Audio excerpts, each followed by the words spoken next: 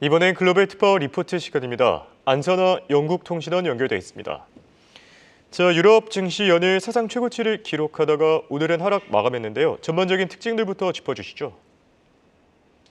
네, 화요일장 유럽 증시는 이번 주 주요 인플레이션 지표 발표를 앞두고서 연준 관계자들의 신중한 발언이 투자 심리를 더욱 위축시키며 일제히 하락 마감했습니다. 영국은 0.76%, 독일은 0.52%, 프랑스는 0.92%, 유로스톡 50 지수 0.61%대 모두 하락 마감했습니다.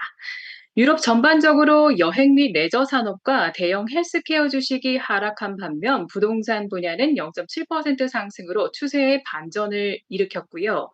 영국에서는 은행과 방산, 통신 분야 모두 0.7%에서 1.4%대 상승했고, 개별 종목으로 식품 오카도 그룹이 약 10%대 급등했습니다.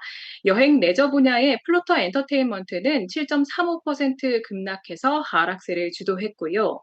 네, 유로존의 이번 주 주요 이슈로는 금요일에 발표되는 5월 소비자 물가 데이터와 독일, 스페인, 프랑스의 개별 인플레이션 수치도 주중에 발표될 예정입니다. 화요일 독일 증시에서는 지멘스 에너지가 4%대, 폭스바겐이 2.4%대 모두 상승 마감했고요. 반면 통신, 은행, 헬스케어 모두 1, 2%대 하락 마감했습니다. 네, 프랑스에서는 자동차 르노가 2.6%대, 은행주는 1%대 상승 마감했고, 반면 방산 탈레스와 식품 카르푸, 화학기업 캡제미니는 1% 후반대로 하락 마감했습니다. 네, 말씀해주신 대로 이번 주 발표되는 유로존의 CPI 상당히 중요하지 않을까 생각이 되는데요. 지금 금리 인하가 거의 확실시 되고 있는 상황에서 영국 같은 경우에는 조금 어려울 수도 있다. 물가가 아직 불안하지 않냐 이런 얘기들 나오고 있습니다. 이 상황 종합해서 같이 전해주시죠. 네, 미국의 통화 정책에 대한 여러 엇갈리는 반응들이 나오는 가운데 유럽 중앙은행 주요 인사들 사이에서는 유로존 6월 금리 인하를 기정사실로 발언하는 발언들이 나오고 있습니다. 올리덴 핀란드 중앙은행 총재 ECB 정책위원은 유로존 인플레이션이 지속적으로 하락하며 인플레이션이 목표치인 2%에 수렴하고 있다고 강조했는데요. 6월에 유로존 통화 정책 기조를 완화하고 금리 인하를 시작할 때가 다가오고 있다라고 덧붙였습니다. 또한 LSEG 데이터에 따르면 유럽 중앙은행은 다음 주 회의에서 금리 인하를 시작할 것으로 보인다며 6월 금리 인하 확률의 91% 이상을 베팅했습니다. 하지만 일각에서는 미국보다 이른 유럽의 금리 인하 변화에 대해서 우려를 표하고 있는데요. 유로화 평가 절하를 이끌어서 유로존의 인플레이션을 자극할 수 있다라는 지적입니다.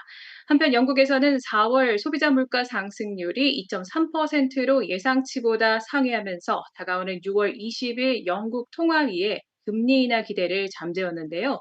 이번 영국 소비자 물가 지수와 연간 상승률은 영란은행과 로이터가 조사한 예상치의 2.1%보다 높았고요. 영란은행이 대출 비용을 낮출 시점을 면밀히 주시하고 있는 서비스 인플레이션도 예상을 크게 상회했습니다. 4월에 전년 대비 5.9%로 나왔는데요. 이 수치는 3월에 6%보다 약간 낮은 결과입니다.